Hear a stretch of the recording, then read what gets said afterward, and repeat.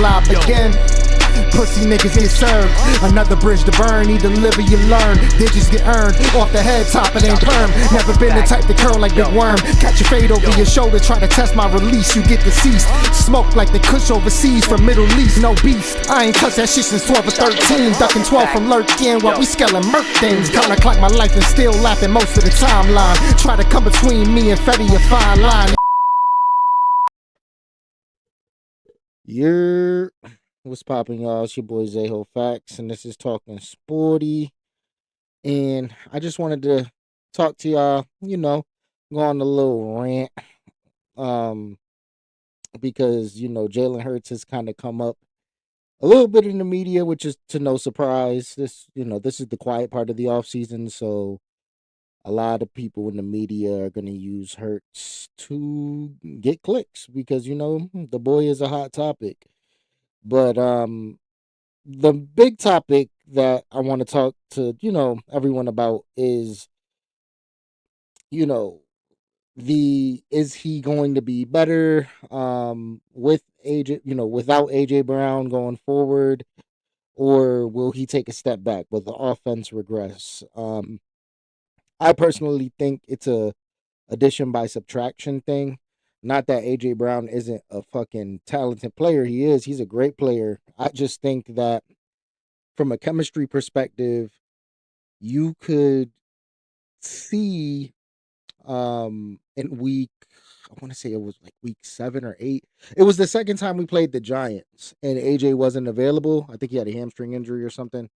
But he wasn't available for that game. And you could see that the way that the offense flowed, it was probably one of our better offensive outings all year. And Smitty went the fuck off in that game. And it kind of showed you what the offense could look like without him and just being free flowing and, get the ball to who's open. And granted, Patullo sucked. But at the same time,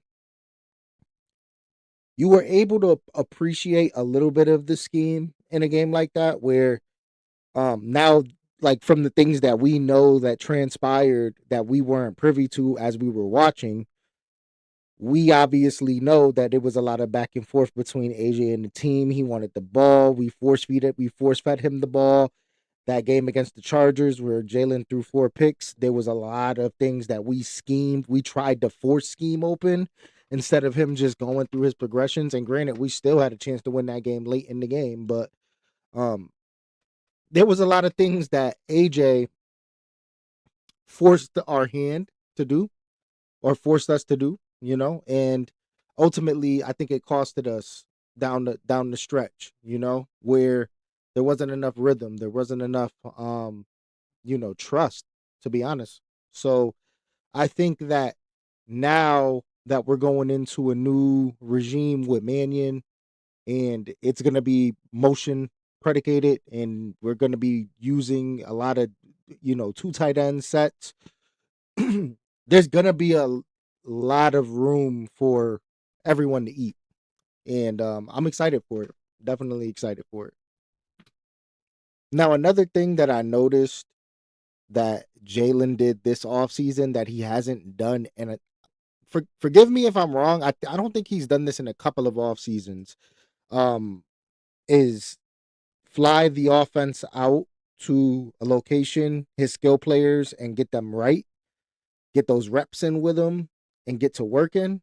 It's been, I think, at least 2 years since he did that with the offense and really got those reps in. And I'm not trying to reach and say that AJ Brown had anything to do with that. Maybe not.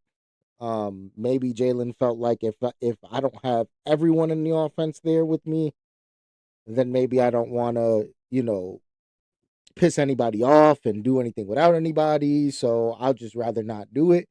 I don't know.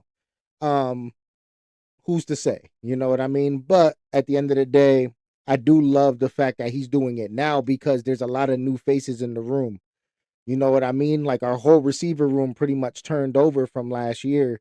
I mean, we do got a couple of familiar faces, but I mean, in terms of just the new faces, we got Lemon in there.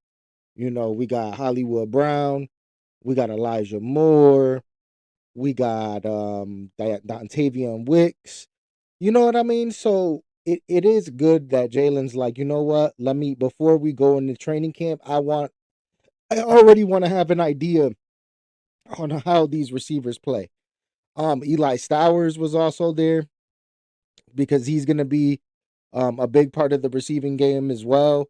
And while I'm talking about Eli Stowers, I do want to say um, that one thing that is being slept on a little bit in this offense that we're going to be running with Mannion is just what I alluded to a little while ago with two tight end sets. So because we didn't hear Stowers' name throughout OTAs, please do not get discouraged. We're gonna need to use those sets to throw teams off as the season goes on. Jalen Hurts is gonna have a lot of under center. We're gonna be using the tight ends a lot, and you're gonna see Stowers with on swings off a play action, maybe off of boots. He runs some out routes, or maybe he's a hot on a boot. You're gonna be seeing Stowers get used. Goddard is gonna get used regardless. Jalen and Goddard, their chemistry is like none other. So I'm not really too worried about that. But please do not be discouraged by what you've already heard of Eli Stowers. The dude's a dog. I think he's going to be fine. He's going to be great. And the luxury of taking him in the second round this year is the fact that you still brought in Goddard for that last year. So there, with all the weapons we have in the room, there shouldn't be that much pressure on Stowers to even be a legit number one tight end year one. Come on, let's be realistic about it. But I say that to say, ultimately, I love what Jalen's doing with the offense, bringing in those skill players, bringing in those getting familiarized with everyone. So that way, once you get into camp, you're like a well-oiled machine. And then on top of that, he kind of turned it into like a team bonding, almost like a retreat. The boys went golfing. There was some clips that were posted online of all of them golfing. And I love that, man. Listen, this is a clear message to the media, dog. This is like, yo, no matter what, I'm going to have control of this team. This is my team. This is my franchise. And I am going to lead the way. And I think Jalen understands, everything that is said about him. I think he channels it in. I think it's going to be a big season for him. And, the fact that people in the media want to talk about, oh, we found out what Patty was once all his weapons was taken away and all this bullshit. You know what I mean? And when in reality, okay, you took away Tyreek Hill. He still had Kelsey. He still had Andy Reid, as his offensive guru. He still had a top 5 defense damn near every fucking year. If anything, in those last 2 Super Bowls, the defense fucking carried them. You know what I mean? Like that the Chiefs won. Or even getting there, period. You know what I mean? So it's like, I'm not hating on Patrick Mahomes at all. I still think he's the best quarterback in football just because of his God-given ability. Like, you can't teach like what he does on the run and how he improvs. You can't teach that shit. You know what I mean? But at the end of the day, I think people are so disingenuous to Hurts. Um, you know, not remembering what he did his first year as a starter. We started off 2-5. He ended up getting us to 9-8 and got us a playoff berth when we had no business making the playoffs. And yes, we went run heavy in those last few weeks to get us there, but Hurt still made the plays and didn't turn the ball over. I think what it comes down to is the big question isn't whether or not Jalen Hurts can make the plays. It's whether or not Nick Sirianni is going to get in the way of Jalen Hurts making those plays. If Nick Sirianni shows his ass this year and is way too conservative, because ultimately, regardless of what they say about complete autonomy and all that bullshit, the head coach is the head coach, dog. So if he don't get in the way and Hurts can fucking go off like we know he can, then we ain't gonna have no issues going forward. But it ultimately comes down to Sirianni and his trust and belief in Hurts. If he talks that talk when it comes to getting this man the Super Bowls and making him look good when it comes to championship games and big wins and playing great when it matters most. Yeah, you say all the good things then, but Are you going to say the good things? Are you going to endorse those things that you're confident in him to do in big games week by week by week? That is the question. It's not whether or not Jalen Hurts can do it. And I'm so tired of the narrative being, well, he just can't do it because he doesn't do it. And I'm tired of us not doing it just to justify the fact that we're winning. No, we can blow the fucking doors off of teams. You know what I mean? Like, ultimately, it all comes down to whether or not Nick Sirianni is going to be like, you know what?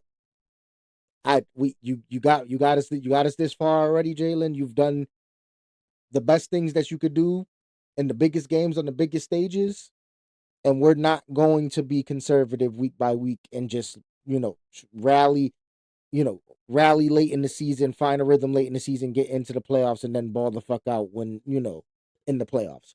No, we're gonna ball the fuck out from week 1, 2, 3, 4, 5, 6, 7, 8, 9, 10, and so on. Every week. And that's not to say don't run the ball. Because I know people are gonna equate that to, oh well, you want him to throw 45 times a game. No.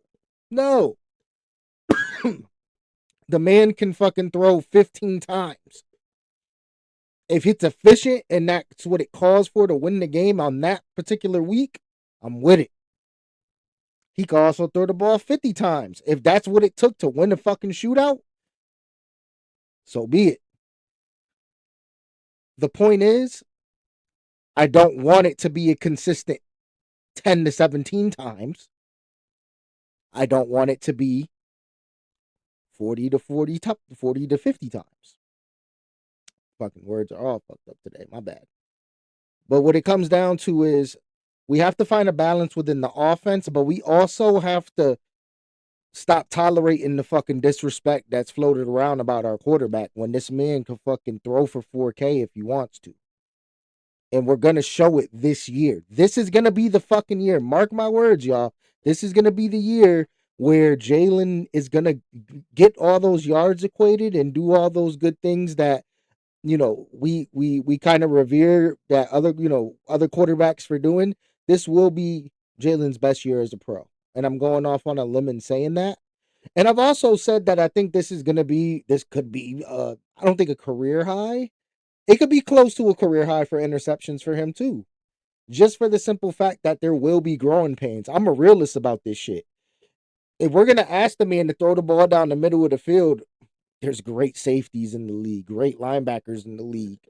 You don't think people going to jump and pick off a few of them? He might make a bad read here and there. He's going to get adjusted to having to play against zone coverage is way more because that's how teams played us last year. Teams didn't man us up as much because of the fact that we had such a one-on-one threat in A.J. Brown, and Devontae Smith is a great one-on-one threat as well. Teams didn't really want to play man over top to stop the run. They just played zone. They just dared us to throw in windows. This year, we're going to have to throw in fucking windows. So, my rant is done. I just wanted to come here to talk about, how the offseason's been going with Jalen leading the way. Jalen is showing us that he's really hearing what they're saying about his leadership. He heard the fucking hit piece that came out in March talking mad shit about him not taking initiative and people on the team not fucking with him and so on and so forth. And he's taking the initiative, flying dudes out, training, running routes early before camp. So when they get to camp, they just flowing. You know what I mean? This is what it's supposed to be about. Fuck the bullshit and the drama. We're trying to leave it behind us, man. We're trying to leave it behind us. Now it's really time, bro. We're almost in mid-July. It's time to start focusing on ball. Time to start focusing on camp. You feel me? But I will definitely holla at y'all, man. It's your boy Zayho Facts.